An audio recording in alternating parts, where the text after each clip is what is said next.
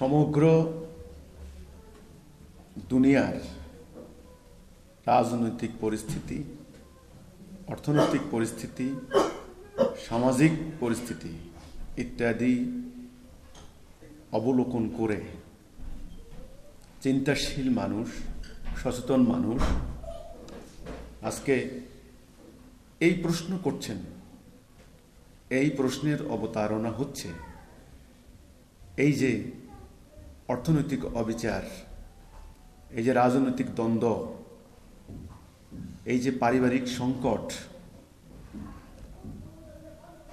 দুর্বলের উপর সবলের অত্যাচার, শাসিতের উপর শাসকের জুলুম, সরলের উপর ধূর্তের প্রতারণা, আজকে সমগ্র দুনিয়া, প্রতিটা সমাজ যেভাবে আক্রান্ত হয়েছে, এই অবস্থা থেকে মুক্তির কি পথ আছে? কে মুক্ত করবে? কারো দ্বারা কি সম্ভব সেটা? সমগ্র দুনিয়া আজকে অন্যায়ের কাছে আত্মসমর্পণ করেছে। কি উন্নত দেশে, কি অনুন্নত দেশে, কি উন্নয়নশীল দেশে, এক কথায় সমগ্র পৃথিবী আজকে অন্যায়ের কাছে সারেন্ডার করেছে, আত্মসমর্পণ করেছে। সর্বত্র ন্যায়ের উপর অন্যায়ের বিজয়, ইবলিসের চূড়ান্ত রূপ আজকে প্রকাশিত হয়েছে। চিন্তাশীল মানুষ আজকে দিশেহারা, পথ পাচ্ছে না। তাদের একটাই প্রশ্ন, এই অবস্থা থেকে মুক্তি আদৌ কি সম্ভব? কে করবে সেই মুক্তি? কে করবে মানব জাতিকে মুক্ত? কে এবং কি দিয়ে? সেটা কি সম্ভব? সেই সম্ভাবনার কথা আমরা হিজবুত তাওহীদ বলছি। আমাদের বক্তব্য হচ্ছে এই মানুষকে সৃষ্টি করেছেন আল্লাহ রাব্বুল আলামিন। তিনি রব, তিনি মালিক, তিনি খালেক, তিনি রাজ্জাক। এই পৃথিবীতে আমরা কিভাবে চলব, কিভাবে আমাদের জীবন অতিবাহিত হবে, সেটার জন্য তিনি যুগে যুগে গাইডলাইন পাঠিয়েছেন, হেদায়া পাঠিয়েছেন, পথ প্রদর্শক পাঠিয়েছেন। যেই পথ তিনি দিয়েছেন সেই পথের নামই হচ্ছে হেদায়া, রাইট ডাইরেকশন। এবং সেই পথ যারা নিয়ে এসেছেন নবী রাসূলগণ, ওনাদেরকে বলা হয় পথ প্রদর্শক পাঠিয়েছেন। নবী রাসূল পাঠানোর ধারাবাহিকতায় শেষ নবী, আখেরি নবী হুজুর আকরাম সাল্লাল্লাহু আলাইহি সাল্লাম, তিনি আসলেন আরবে।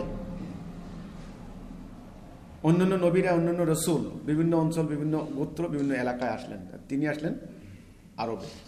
তিনি এসে ওই জাহিলি সমাজকে, ঠিক আজকের মতো সেই অবস্থা ছিল, সেই সময়কে বলা হতো আইয়ামে জাহিলিয়াত, অজ্ঞতার যুগ, অজ্ঞানতার যুগ। সেখানে ন্যায় অন্যায়ের কোনো পার্থক্য ছিল না। সেখানে ন্যায়ের উপর অন্যায়ের বিজয়, ঘরে ঘরে দাসত্ব ব্যবস্থা, নারীদের উপরে অত্যাচার, জুলুম, গোত্রে গোত্রে, বর্ণে বর্ণে দ্বন্দ্ব, যুদ্ধ, রক্তপাত ইত্যাদি।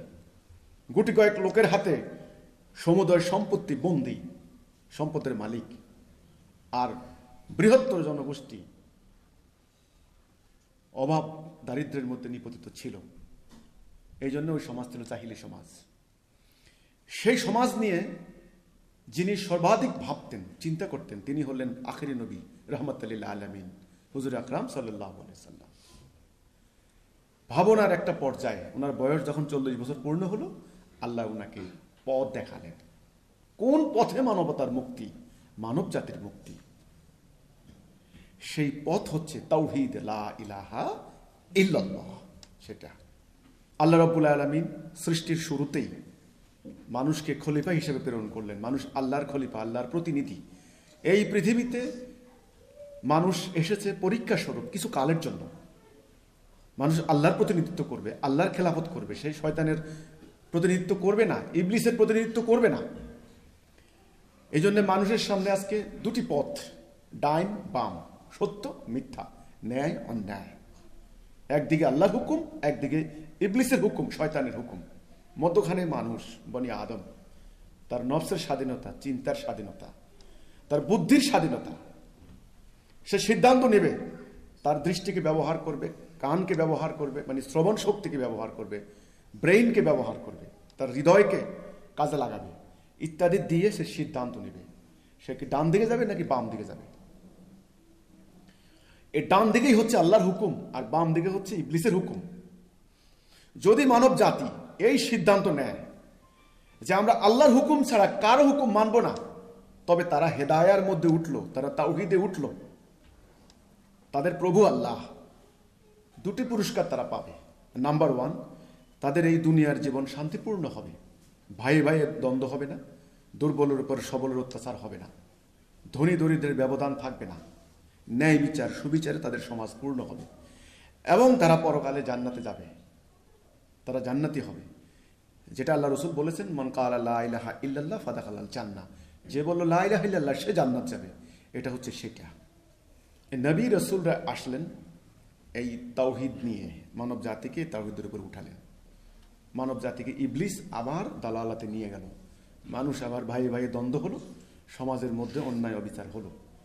এইভাবে নবী রসুল আসার ধারাবাহিকতায় আপনারা জানেন লক্ষ লক্ষ নবী রসুল এসেছেন।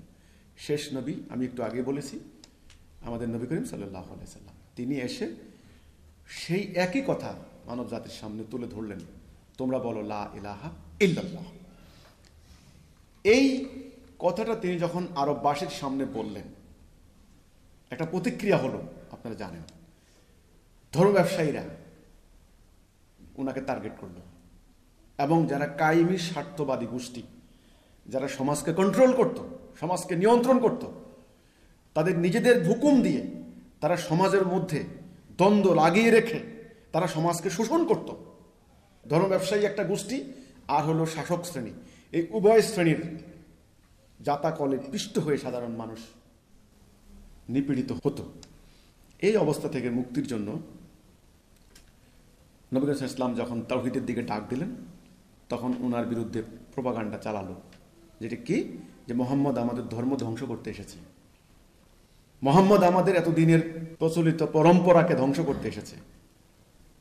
আল্লাহ রসুলের বিরুদ্ধে পাগল, গণক, কবি, জাদুকর ইত্যাদি বলা হলো, হামলা করা হলো, আহত করা হলো, পাথরের আঘাতে আঘাতে জর্জরিত করা হলো, শেষ পর্যন্ত তাকে হত্যা করার জন্য পরিকল্পনা করা হলো, তাকে আপন মাতৃভূমি থেকে তাড়িয়ে দেওয়ার জন্য ষড়যন্ত্র করলো, সেটা আপনারা জানেন। কিন্তু আল্লাহ রসুল অটল অনড় সাবের থেকে তিনি এই তাওহীদের দিকে জনগণকে ডেকে যেতে লাগলেন। একটা সময় আসলো, মানুষের সামনে থেকে অন্ধকার সরে গেল, মানুষ সত্য মিথ্যার পার্থক্য বুঝতে পারল। অল্প কিছুদিনের মধ্যে আপনারা জানেন জাজিরাতুল আরবে সেই সত্য দিন প্রতিষ্ঠা হলো, যেটা আল্লাহ রসুলকে বললেন হেদায়া এবং সত্য দিন দিয়ে তিনি আপন রাসূল পাঠিয়েছেন, সেটা প্রতিষ্ঠা হলো। সেই সত্য দিন প্রতিষ্ঠা হওয়ার পর রেজাল্টটা কি হলো আপনারা জানেন, সেটা হলো এই, একা একটা মেয়ে মানুষ রাতের অন্ধকারে স্বর্ণ অলংকার পরিহিত অবস্থায় হেঁটে যেত, আল্লাহ এবং বন্য জন্তুর ভয় ছাড়া, কোনো ভয় নাই, এমন নিরাপত্তা প্রতিষ্ঠা হলো। শত্রু ভাই হয়ে গেল। ঘরে ঘরে ছিল মাদক ব্যবসা, মাদকাসক্ত হয়ে মানুষ বুঁদ হয়ে পড়ে থাকত, সেই সমাজ থেকে মাদক একেবারে নির্মূল হয়ে গেল, সন্ত্রাস বন্ধ হয়ে গেল, ন্যায় বিচার প্রতিষ্ঠা হলো, যেখানে অস্ত্রের কোনো লাইসেন্স নাই, যে যত পারে ঘর ভর্তি করতে পারে অস্ত্র, কোনো লাইসেন্স লাগে না, কোনো ক্রাইম নেই, ধরার জন্য কোনো পুলিশ বাহিনী নাই। কালে ভদ্রে দু একজন কোনো অপরাধ করে ফেললে স্বেচ্ছায় এসে ধরা দিত, যে আমি অপরাধ করেছি, আমাকে শাস্তি দিন। এই যে মানুষের ভেতরের বাহিরের পরিবর্তন হলো, আত্মার পরিবর্তন হলো, সমাজের পরিবর্তন হলো, অর্থনৈতিক অবিচার বন্ধ হলো, যুদ্ধ রক্তপাত বন্ধ হয়ে গেল। কি প্রতিষ্ঠা হলো? শান্তি, রহমত, বরকত। এই জন্য রাসূলুল্লাহ টাইটেল হচ্ছে রাহমাতুল লিল আলামিন। এই শান্তিটা শুধু আরবে প্রতিষ্ঠা হলে চলবে না। কেমন শান্তি! হযরত বেলালের মতো লোক কাবার উপরে আল্লাহ রসুল উঠালেন, দাসত্ব ব্যবস্থা নির্মূল হয়ে গেল, মানুষের সম্মান প্রতিষ্ঠা হলো, মানবাধিকার প্রতিষ্ঠা হলো, মানুষ মুক্তভাবে চলাফেরা করতে লাগলো, দিন রাত কোনো ভয় নেই, ইজ্জত হারানোর ভয় নেই, সম্পদ হারানোর কোনো ভয় নেই। এমন একটি অবস্থা, এমন একটি সার্কামস্ট্যান্স সৃষ্টি করার জন্যই রাসূলুল্লাহর আগমন। কেতাব নাজিল হয়েছে, তিনি উম্মাহ তৈরি করলেন ওই উদ্দেশ্যে। এটাই ইসলামের আকীদা, এটাই ইসলামের উদ্দেশ্য। আজকে আমাদের সামনে এই উদ্দেশ্য নাই। এই আল্লাহ রসুল শুধু আরবের জন্য আসেন নাই, তিনি শুধু আরবের নবী নন। আরবের মধ্যে এই জাজিরাতুল আরব মানে আরব উপদ্বীপের মধ্যে এই শান্তিটা প্রতিষ্ঠা হওয়ার পর আল্লাহ রসুল চলে গেলেন আল্লাহর কাছে। তিনি উম্মার উপর দায়িত্ব দিয়ে গেলেন। আমরা ইতিহাস জানি উম্মাহ পরবর্তীতে কি করলেন। ওই যে রসুল তাদেরকে যে জিনিসটা দিয়ে গেলেন যে তোমরা আল্লাহর হুকুম ছাড়া কারো হুকুম মানবে না, 1 নাম্বার। 2 নাম্বারে তোমরা এই 5 দফা কর্মসূচি আধ হাত সরে গেলে তোমাদের গলা থেকে ইসলামের রশি খুলে যাবে। তোমরা ঐক্যবদ্ধ থাকবে, নেতার আদেশ পালন করবে। তোমাদের নেতা কান কাটা হলেও, কিছু দাস হলেও, নিগ্রহ হলেও তার কথা শুনবে, ক্ষুদ্র মস্তিষ্ক সম্পন্ন হলেও তার কথা শুনবে।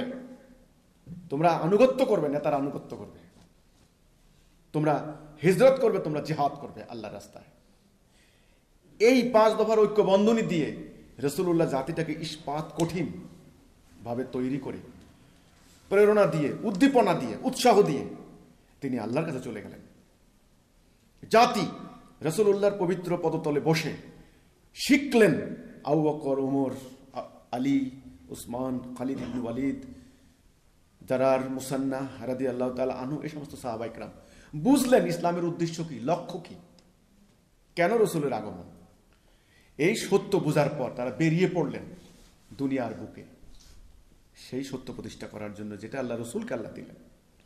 অল্প কিছুদিনের মধ্যেই অদ্য দুনিয়াতে, এদিকে আটলান্টিকের তীর, এদিকে ইন্দোনেশিয়া, অদ্য দুনিয়াতে সেই সত্য দিন প্রতিষ্ঠা হয়ে গেল, সাম্য প্রতিষ্ঠা হলো, মানব জীবনের মুক্তি আসলো, আল্লাহর দ্বীনের বরকত। আচ্ছা, এটাই ছিল ইবলিসের সঙ্গে আল্লাহর চ্যালেঞ্জ। ইবলিস বলেছিল সিরাতুল মুস্তাকিম থেকে সরাবে। আল্লাহ বলেছিলেন যারা আমার এই পথে থাকবে তাদের উপর তোর কোনো কর্তৃত্ব নাই।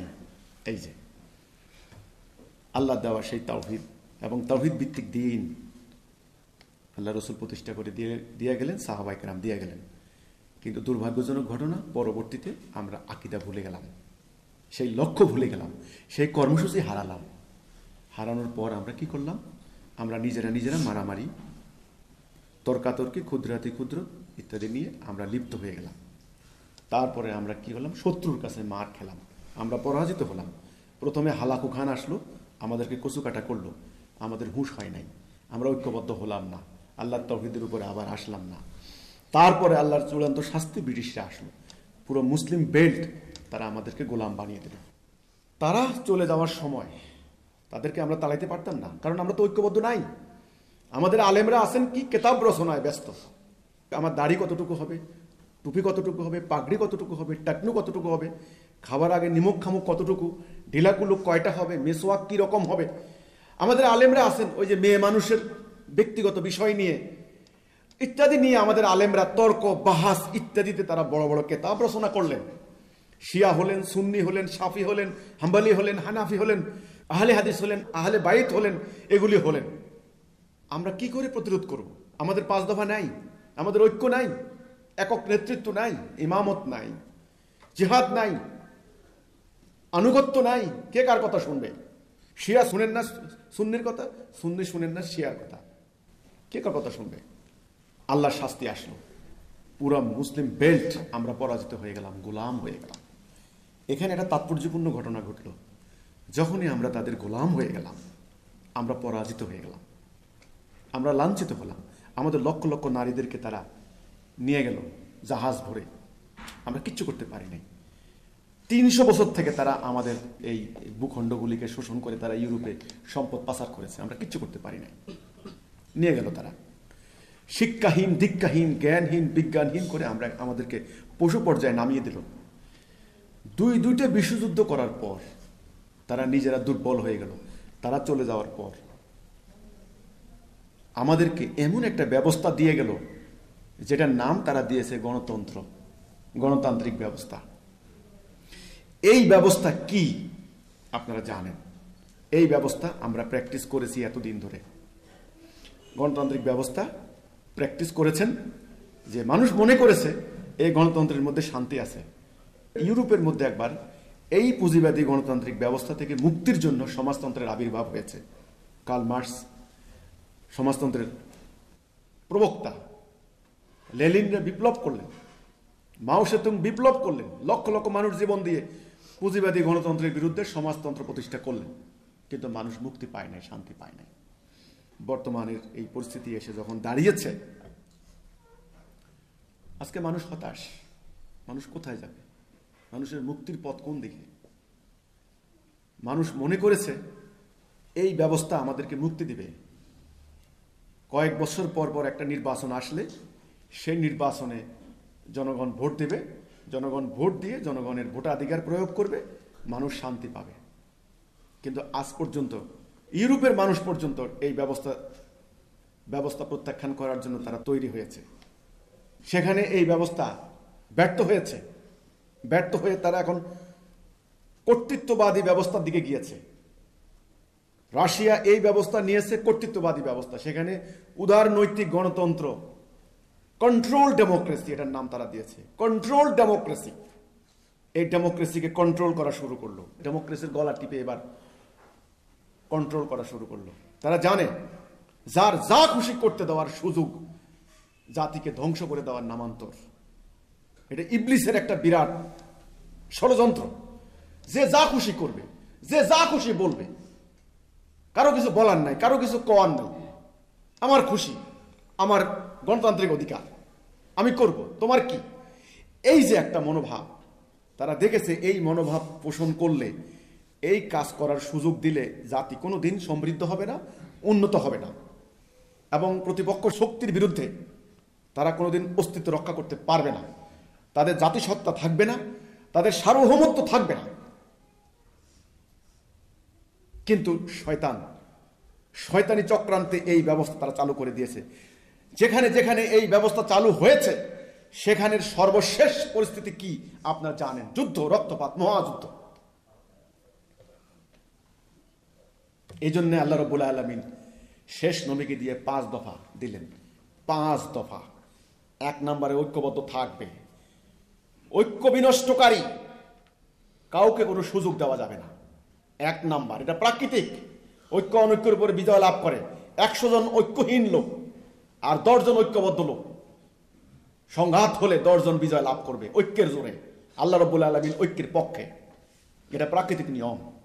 2 নাম্বার, ডিসিপ্লিন। প্রতিটা কাজে ডিসিপ্লিন হবে। অফিস আদালতে, ঘর বাড়িতে, ফ্যামিলিতে, রাষ্ট্রে, সচিবালয়ে, সর্বত্র হবে ডিসিপ্লিন। আর্মিতে, পুলিশ ডিপার্টমেন্টে ডিসিপ্লিনের উপর কোনো কথা নাই। ডিসিপ্লিন ভঙ্গকারীর কোনো ছাড় নাই। 2 নাম্বার। 3 নাম্বার, জাতি হবে একটা, নেতা হবে একজন। ওই একজনের কথা মোতাবেক পুরো জাতি চলবে, উঠবস করবে। নেতা কোনো সিদ্ধান্ত নিলে প্রত্যেকটি সদস্য ওই সিদ্ধান্ত মানা বাধ্যতামূলক। এটাই আল্লাহর কোরআনে বলেছেন, তোমরা আল্লাহর আনুগত্য করো, রাসূলের আনুগত্য করো, তোমাদের আদেশ দানকারীর আনুগত্য করো। ক্ষুদ্র মস্তিষ্ক সম্পন্ন হলেও তার কথা শুনতে হবে। একবার সিদ্ধান্ত হয়ে গেলে আদেশ দেওয়ার আগে জাতির সবাইকে নিয়ে পরামর্শ করা হবে। 4 নম্বর, হিজরত, আলাদা হওয়া অন্যায় অবিচার থেকে। 5 নম্বরে সংগ্রাম। সর্ব অবস্থায় জাতি হবে অন্যায়ের বিরুদ্ধে সংগ্রামী জাতি, প্রাণবন্ত জাতি, জীবন্ত জাতি, ডাইনামিক জাতি। জাতির কেউ অন্যায়কে প্রশ্রয় দিবে না। বিশ্বের যেই প্রান্তে অন্যায় সংগঠিত হোক, জাতি সেখানে প্রতিবাদ করবে। এটা হলো 5 নম্বর। এই 5 দফা কর্মসূচি প্রাকৃতিক। এখানে কিন্তু এই সুযোগ নাই আমার দাবি মানতে হবে নইলে গদি ছাড়তে হবে, এই সুযোগ কিন্তু নাই। এখানে এই সুযোগ নাই। এটা আল্লাহর দেওয়া, এটা আল্লাহর দেওয়া ওহী, ঐশী বিধান। যেই জাতি এই 5 দফা ফলো করবে, আনুগত্য করবে, সেই জাতি দুনিয়ার সেরা জাতি হবে। এটা আমি লিখে দিলাম। ইবলিস কি করলো? এই 5 দফাকে বাদ দিয়া গণতন্ত্রের নামে একটা ব্যবস্থা চালু করে দিল। সেখানে বলল কি, যা খুশি বলো, যা খুশি করো। পরবর্তীতে যোগ করছে আইনের বিধানাবলী সাপেক্ষে। আজকে দেখুন, চীন পরাশক্তি, চীনের ভয়ে আজকে পুরো ইউরোপ, আমেরিকা তটস্থ। পুরো বাণিজ্য ব্যবস্থা তাদের কন্ট্রোলে। পুরো সামরিক ব্যবস্থা আজকে তাদের কন্ট্রোলে। চীন, সেখানে ডেমোক্রেসি কোথায়? রাশিয়া, আজকে তারা দুনিয়া নিয়ে খেলে। আমেরিকা আজকে কর্তৃত্ববাদের অবস্থা আসছে। ডোনাল্ড ট্রাম্প সর্বশেষ যে বক্তব্য দিয়েছেন আপনারা দেখুন। তাহলে আমাদের প্রস্তাবনা, আমাদের এই জনগোষ্ঠী, আমরা বাংলাদেশের মানুষ, বহু সংগ্রাম, বহু রক্তের বিনিময় আমাদের এই ভূখণ্ড স্বাধীন হয়েছে। আমরা 300 বছর ব্রিটিশের গোলাম ছিলাম। আমাদের বহু রক্ত গিয়েছে এই এলাকায় তাদের হাত থেকে বাঁচার জন্য। সেই হাজী শরীয়তুল্লাহ থেকে শুরু করে আপনার বেরেলবি থেকে শুরু করে সূর্য সেন পর্যন্ত কার নাম বাদ দিবেন আপনি? প্রীতিলতা ওয়াদ্দার কার নাম বাদ দিবেন আপনি? হিন্দু হোক মুসলমান হোক, রক্ত গিয়েছে স্বাধীন হওয়ার জন্য। স্বাধীন হলো, তারপরে 47 আসলো, আমরা পাকিস্তান হলাম। রক্ত কিন্তু যাওয়া বন্ধ হয় নাই। 23 বছরের সংগ্রামের পরে 71-এ লক্ষ লক্ষ মানুষের রক্তের বিনিময়ে দেশ স্বাধীন হলো। স্বাধীনতার পরে 47 বছর কি হলো? এই যে কামড়া কামড়ির রাজনীতি, দ্বন্দ্ব লাগিয়ে রেখেছে। এখন বর্তমানে যে পরিস্থিতি এসে দাঁড়িয়েছে, পুরো জাতির মধ্যে এখন একটি জিনিস অনিবার্য, সামনে ভয়াবহ সংকট আসন্ন। একদিকে পরাশক্তিত রাষ্ট্রগুলি তারা একে অপরকে অবরোধ করে যাচ্ছে, বাণিজ্য অবরোধ, অস্ত্র অবরোধ, হুমকি। ইতোমধ্যে সর্বশেষ খবর অনুযায়ী বড় বড় অ্যাটম বোম তারা বানাচ্ছে। তারা শব্দের গতির থেকেও বহু গুণ গতিসম্পন্ন ক্ষেপণাস্ত্র তারা বানাচ্ছে। সেই ক্ষেপণাস্ত্রের মধ্য দিয়ে তারা অ্যাটম বোম নিক্ষেপ করবে সর্বশেষ তথ্য অনুযায়ী। কাজেই পরিস্থিতি খুব ভয়াবহ।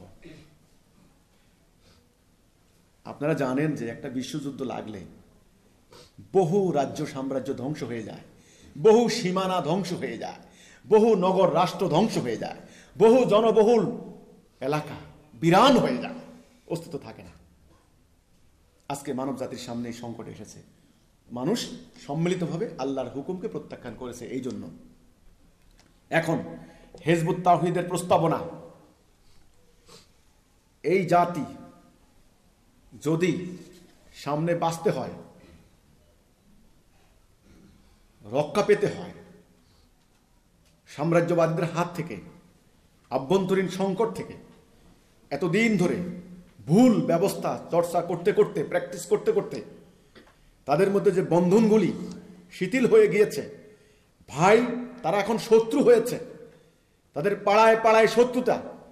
এক গ্রামের লোক আরেক গ্রামকে অবরোধ করছে, এক পাড়ার লোক আরেক পাড়াকে অবরোধ করছে, এক অঞ্চলের লোক আরেক অঞ্চলকে অবরোধ করছে। ভয়াবহ। তাদের শাসকের উপর শাসিতের কোনো আস্থা নাই, বিশ্বাস নাই। এই অবস্থায় ধর্ম ব্যবসায়ী একটা গোষ্ঠী মানুষের ইমানকে হাইজ্যাক করে নিয়ে তারা স্বার্থ উদ্ধার করছে। যেই কোনো সময় তারা দেশে একটা তাণ্ডব সৃষ্টি করে দিতে পারে। তবে তাহলে এতদিনের সমস্ত অর্জন একদম ধুলায় মিশে যাবে। সরকারগুলি শুধুমাত্র উন্নয়ন করে যাচ্ছেন। হ্যাঁ, উন্নয়ন লাগবে, জীবনযাত্রার মান সহজ করার জন্য চেষ্টা করছেন, অবকাঠামো নির্মাণ করছেন, স্কুল কলেজ ইউনিভার্সিটি তৈরি করছেন, ব্রিজ ফ্লাইওভার নির্মাণ করছেন, পানির তলদেশ দিয়ে তারা রাস্তা বানাচ্ছেন, রেলগাড়ি বানাচ্ছেন, বিমান বানাচ্ছেন।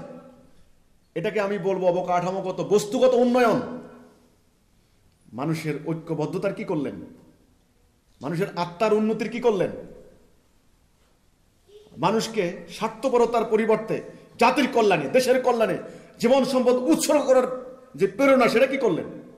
জাতি যদি মহাবিপদে পড়ে, সেই সংকট থেকে উদ্ধারের জন্য একজন নেতার আন্ডারে পুরো জাতি ঝাঁপিয়ে পড়বে, সেটার জন্য কি করলেন? সেটার জন্য কোথায় ব্যবস্থা?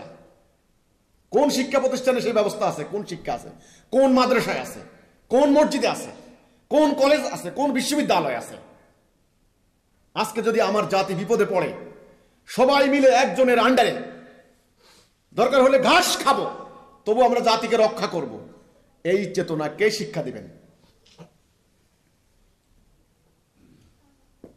আমরা ভাই ভাই, এই চেতনা কে শিক্ষা দিবে? সেই কথাটাই আমাদের কথা, আমাদের বক্তব্য। আপনারা তো সব দেখলেন, আপনারা সমাজতন্ত্র দেখলেন, দুনিয়াকে শান্তি দিতে ব্যর্থ হয়েছে। আপনারা পুঁজিবাদী গণতন্ত্র দেখলেন, দুনিয়াকে শান্তি দিতে ব্যর্থ হয়েছে। আপনারা বিভিন্ন ধর্মগুলিকে দেখলেন, শান্তি দিতে ব্যর্থ হয়েছে, এবং যারা ধর্মের নামে বিভিন্ন দল সৃষ্টি করেছেন তাদেরকেও দেখলেন শান্তি দিতে তারা ব্যর্থ হয়েছে। আইন শৃঙ্খলা বাহিনী বানানো হলো, শান্তি দিতে ব্যর্থ হয়েছে। জাতিসংঘ তৈরি করা হলো, শান্তি দিতে ব্যর্থ হয়ে শান্তি দিতে পারে নাই।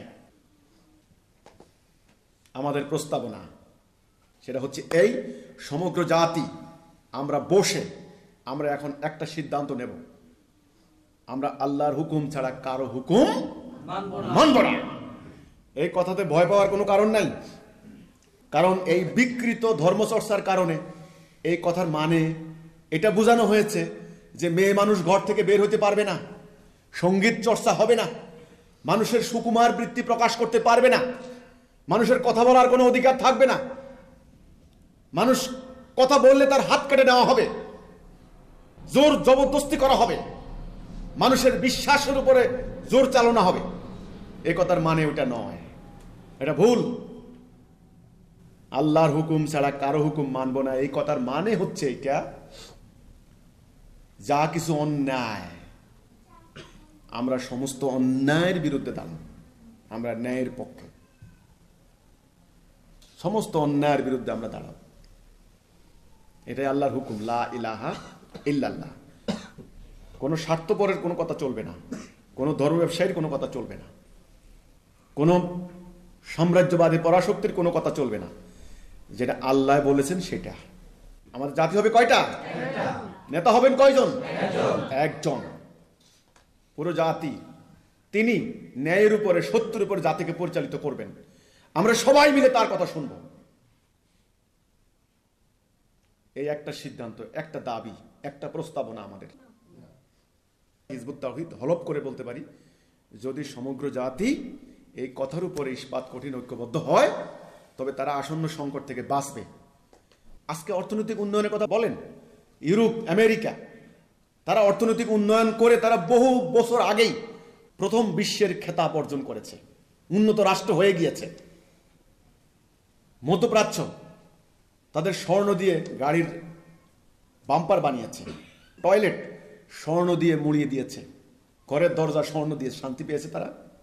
শান্তি পায় নাই, কারণ শান্তির পথ ইবলিসের কাছে নাই, দাজ্জালের কাছে নাই। শান্তির পথ হচ্ছে আল্লাহর হুকুমের মধ্যে। আমরা যারা এই ভূখণ্ডের মানুষ আছি, আমরা অন্তত আল্লাহর অস্তিত্বে বিশ্বাস করি, আমরা অন্তত আল্লাহকে বিশ্বাস করি। আমরা এটাও বিশ্বাস করতে হবে তিনি আমাদের সমাজ পরিচালিত করার মতো একটা বিধান দিয়েছেন, সেই বিধানটা আমরা হারিয়েছি। এটা কোনো ধর্ম ব্যবসায়ীদের কাছে নাই, আল্লাহ আমাদেরকে দিয়েছেন। যেভাবে আমাদের জাতির ভিতরে অবিশ্বাস, সন্দেহ, দ্বন্দ্ব, শত্রুতা, বিদ্বেষ সৃষ্টি হয়েছে, অনাস্থা, অবিশ্বাস, দুর্নীতির আখড়া হয়েছে, একটা বৃক্ষের যদি শিকড় পচে যায় তবে ঝড়ের আঘাতে ওই বৃক্ষ আর টিকে না, ওই বৃক্ষ পড়ে যায়, উপড়ে যায়। একটি সমাজের শিকড় হচ্ছে ভালোবাসা, ঐক্য, মমত্ব, পারস্পরিক সহযোগিতা, সহমর্মিতা, একতাবোধ, শৃঙ্খলা, একক নেতৃত্ব, একক আনুগত্য, দেশের প্রতি, মানুষের প্রতি টান, মহব্বত, মায়া, ভালোবাসা, কোরবানি। এগুলি হচ্ছে একটা সমাজের, একটা জাতির শিকড়, রুট। আমাদের এই সমাজের এই শিকড়গুলি পচে গিয়েছে। এখন এই সমাজ নামক এই বৃক্ষ একটা আঘাত আসলেই একে আর কেউ রক্ষা করতে পারবে না। উন্নয়ন করার কথা বলা হচ্ছে, আমরা উন্নত হব। আমি যেটা বলেছিলাম, ইউরোপ, আমেরিকা, তারা 50 বছর আগে, 100 বছর আগেই তারা উন্নতির চরম শিখরে তারা চলে গিয়েছে, কিন্তু তারা শান্তি পায় নাই। এরই মধ্যে দুইটা বিশ্বযুদ্ধ তারা সংগঠিত করেছে, 13 কোটি বনি আদম খুন হয়েছে।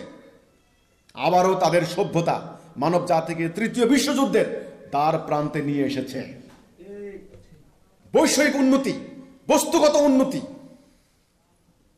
মানুষকে শান্তি দিতে পারবে না। তাদের পরিবার ভেঙে গিয়েছে, তাদের সমাজ তছনছ হয়ে গিয়েছে, তাদের রাষ্ট্র আজকে দেউলিয়া, তাদের আত্মা আজকে দেউলিয়া, তাদের কিছু নাই, তাদেরকে অনুসরণ করার কিছু নাই। তারা আজকে তৃতীয় বিশ্বযুদ্ধের প্রহর গুনছে। সেদিন ফ্রান্সের প্রেসিডেন্ট বললেন, এবার যদি যুদ্ধ লাগে পুরো মানব জাতি বিনাশ হয়ে যাবে। আমার কথা নয়, ফ্রান্সের প্রেসিডেন্টের কথা। এটাই আমার কথা। কাজেই আমার দেশের যারা নীতি নির্ধারক আছেন, শিল্পী, সাহিত্যিক, সাংবাদিক, বুদ্ধিজীবী, যাদেরকে বলা হয় সুশীল সমাজ, প্রত্যেকের প্রতি আমার আহ্বান থাকবে, বসুন, আর নয় এই ঘুণে ধরা ভুল ব্যবস্থা, আর নয়। আমরা রক্ষা পেতে পারি, সঠিক ব্যবস্থা আমাদের কাছে আছে। কিভাবে আমাদের একদিকে বস্তুগত উন্নতি হবে, আর একদিকে আধ্যাত্মিক উন্নতি হবে। দুনিয়াতে আমরা সফল কাম হব, আখিরাতেও আমরা জান্নাত লাভ করতে পারবো। সেই ব্যবস্থা আমাদের কাছে আছে। আমরা সেই দিকে আহ্বান করছি। একটা উন্নত বিশ্বের প্রস্তাব আমরা দিচ্ছি, একটা নতুন সভ্যতার প্রস্তাব আমরা দিচ্ছি। আমাদের এই বক্তব্য জানুন, দেখুন, বুঝুন। সবাইকে আল্লাহ হাফেজ। সালামু আলাইকুম ওয়া রাহমাতুল্লাহি ওয়া বারাকাতুহু।